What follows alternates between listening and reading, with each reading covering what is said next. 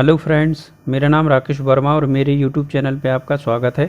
दोस्तों, आज के वीडियो में जानेंगे मध्य प्रदेश में न्यायपालिका, इनसे जुड़े महत्वपूर्ण तथ्यों को जानेंगे जो मध्य प्रदेश पीएससी परीक्षा और व्यापम परीक्षाओं के लिए महत्वपूर्ण है तथ्य। तो चलिए शुरू करते हैं।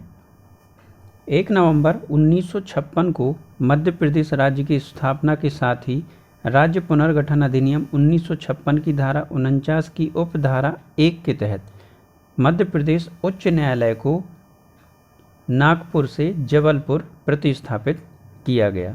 इस तरह मध्य प्रदेश के गठन के साथ ही 1 नवंबर 1956 को जबलपुर में उच्च न्यायालय मध्य प्रदेश की स्थापना हुई थी। इसी दिन मध्य प्रदेश उच्च न्यायालय के मुख्य न्यायाधिपति के आदेश से इस न्यायालय की एक अस्थायी खंडपीठ इंदौर तथा ग्वालियर में स्थापित की गई। बाद में 28 नवंबर 1968 को भारत के राष्ट्रपति ने राज्य पुनर्गठन अधिनियम 1956 की धारा 51 की उपधारा 2 के अंतर्गत प्रदत्त शक्तियों का प्रयोग करते हुए इन दोनों शाखाओं को स्थायी स्वरूप प्रदान किया था। वर्तमान मध्य प्रदेश के गठन से पहले का प्रांत नागपुर उच्च न्यायालय के क्षेत्र में था। नागपुर उच्च न्यायालय की स्थापना 2 जनवरी 1936 को गवर्नमेंट ऑफ इंडिया के एक्ट 1915 की धारा 108 के अंतर्गत जॉर्ज पंचम के आदेश से सेंट्रल प्रोविजेंस के लिए की गई थी।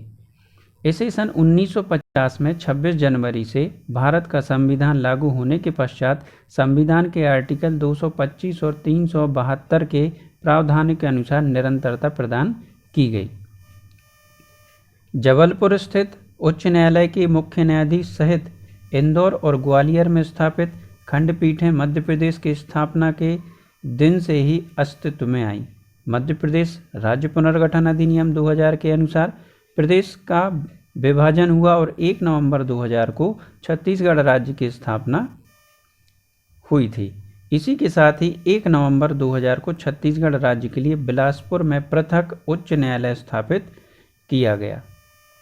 मध्य प्रदेश राज्य के गठन के पश्चात स्थापित उच्च न्यायालय के प्रथम मुख्य न्यायाधिपति न्यायमूर्ति एम हिदायतुल्ला बनाए गए। वे 1958 तक मुख्य न्यायाधिपति के पद पर रहे। यहाँ से सर्वोच्च न्यायालय के न्यायाधीश बनकर दिल्ली गए। बाद में भारत के मुख्य न्यायाधिपति भी बने थे। मध्य प्रदेश के राष्ट्र के सर्वोच्च न्यायालय को 3 मुख्य न्यायाधीश दिए। इनमें न्यायमूर्ति श्री R.C.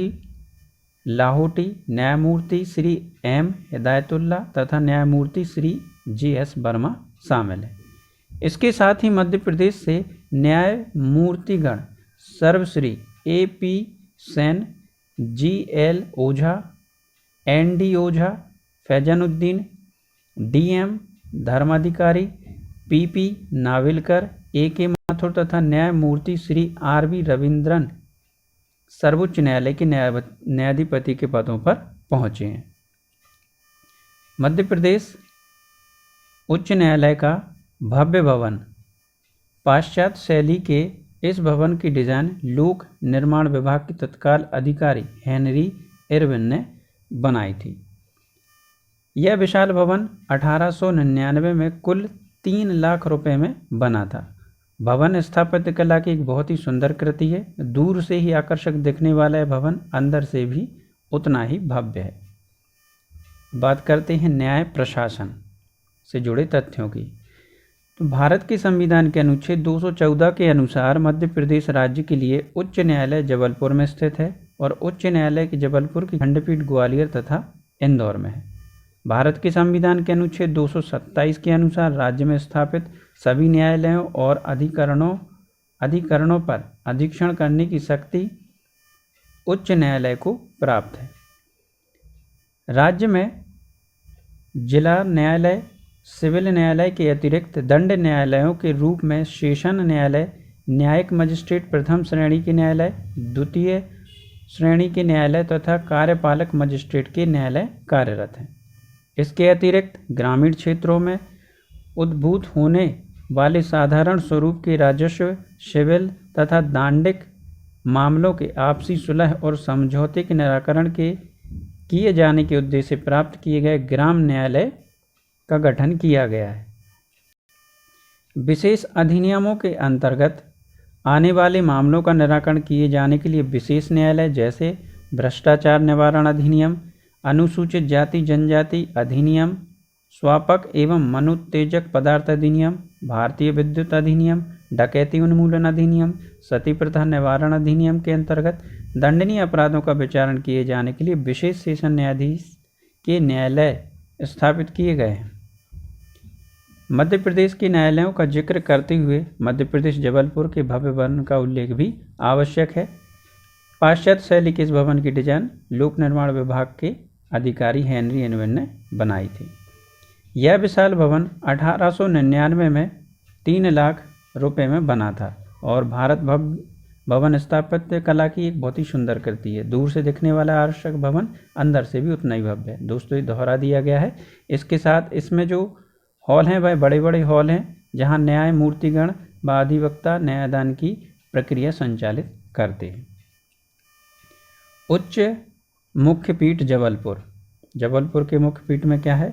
अनूपपुर में, बालाघाट, बैतूल, भोपाल, बुरहानपुर, छतरपुर, छिंदवाड़ा, दमोह, डिंडोरी, खंडवा, हरदा, होशंगाबाद, जबलपुर, कटनी, मंडला, नरसिंहपुर, पन्ना, रायसेन, रीवा, सागर, सतना, सिवनी, शहडोल, सीधी, सीहोर, टीकमगढ़, उमरिया। अब खंडपीठ इंदौर में बड़वानी, देवास, धार, इंदौर, झाबुआ, मंदसौर, नीमच, रतलाम, राजगढ़, शाजापुर, उज्जैन, खरगोन।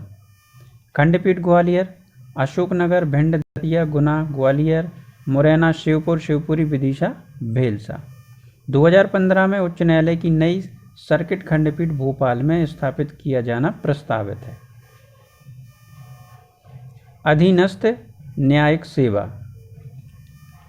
भारत के संविधान के अनुच्छेद 214 के अनुसार राज्य में स्थापित सभी न्यायालयों और अधिकरणों पर अधीक्षण करने की शक्ति उच्च न्यायालय को प्राप्त है। राज्य में जिला न्यायालय, सिविल न्यायालय के अतिरिक्त दंड न्यायालयों के रूप में सेशन न्यायालय, न्यायिक मजिस्ट्रेट, प्रथम श्रेणी न्यायालय, द्वितीय श्रेणी के न्यायालय तथा कार्यपालक मजिस्ट्रेट के न्यायालय कार्यरत हैं। इसके अतिरिक्त ग्रामीण क्षेत्रों में उद्भूत होने वाली साधारण स्वरूप राजस्व, सिविल, दांडिक मामलों का आपसी सुलह और समझौते के निराकरण किए जाने के उद्देश्य से प्राप्त करने के लिए ग्राम न्यायालय का गठन किया गया है। नियमित न्यायालयों के अतिरिक्त राज्य में मध्यस्थ अधिकरण, सहकारिता अधिकरण तथा उपभोक्ता संरक्षण अधिनियम के अंतर्गत उपभोक्ता न्यायालय भी कार्यरत हैं। विशेष अधिनियमों के अंतर्गत आने वाले मामलों का निराकरण किए जाने के लिए विशेष न्यायालयों जैसे भ्रष्टाचार निवारण अधिनियम, अनुसूचित जाति अत्याचार निवारण अधिनियम, स्वापक मनोत्तेजक पदार्थ अधिनियम, भारतीय विद्युत अधिनियम विचार किए जाने के लिए विशेष न्यायालय, रेलवे अधिनियम के अंतर्गत आने वाले मामलों का निपटारा किए जाने के लिए विशेष मजिस्ट्रेट, मध्य प्रदेश नगर पालिका अधिनियम के अंतर्गत स्थापित न्यायिक मजिस्ट्रेट के विशेष न्यायालय पृथक स्थापित हैं। ऐसे न्यायालयों के अतिरिक्त कुछ अन्य न्यायालय भी विशेष मामलों के निराकरण के राज्य में कार्यरत हैं। ग्राम न्यायालय। तो मध्य प्रदेश में गांधी जयंती 2 अक्टूबर 2009 से ग्राम न्यायालयों में प्रारंभ किया गया है। राज्य के पहले ग्राम न्यायालय की स्थापना भोपाल जिले के बैरसिया में राज्य मुख्य न्यायाधीश न्यायमूर्ति A.K. पटनायक और राज्य के मुख्यमंत्री श्री शिवराज सिंह चौहान के आतिथ्य में समारोह में हुई और इसके साथ ही राज्य के 40 राजस्व जिलों में ग्राम न्यायालयों की शुरुआत हो गई है। अब कुछ अन्य महत्वपूर्ण तथ्य जान लेते हैं। मध्य प्रदेश उच्च न्यायालय की स्थापना 1956 में की गई, जिसका मुख्यालय जबलपुर में। मध्य प्रदेश उच्च न्यायालय के पहले मुख्य न्यायाधीश बनने का गौरव M. हिदायतुल्लाह को है और वे 1956 से 1958 तक प्रदेश के मुख्य न्यायाधीश रहे। मध्य प्रदेश सरकार द्वारा शीघ्र न्याय एवं सस्ता न्याय दिलाने के उद्देश्य से 26 जनवरी 2001 में ग्राम न्यायालयों की स्थापना की गई। मध्य प्रदेश में 26 जनवरी 2001 से 223 जनपदों में 1580 ग्राम न्यायालयों की स्थापना के लक्ष्य के साथ नीमच जिले का ग्राम झांतला में 11 दिसंबर 2001 को पहला ग्राम न्यायालय स्थापित किया गया। प्रदेश की पहली महिला न्यायाधीश श्रीमती सरोजनी सक्सेना रही हैं और प्रदेश में लंबित पड़े मामलों को शीघ्र निपटाने के लिए फास्ट ट्रैक कोर्ट की स्थापना की गई है और इसकी शुरुआत 1 अप्रैल 2001 से की गई है। प्रदेश में इनकी संख्या 85 है। अब जान लेते हैं मध्य प्रदेश के मुख्य न्यायाधीश तो मध्य प्रदेश के प्रथम मुख्य न्यायाधीश थे श्री एम हिदायतुल्ला, जिनका समय 1/11/1956 से 12/12/1958।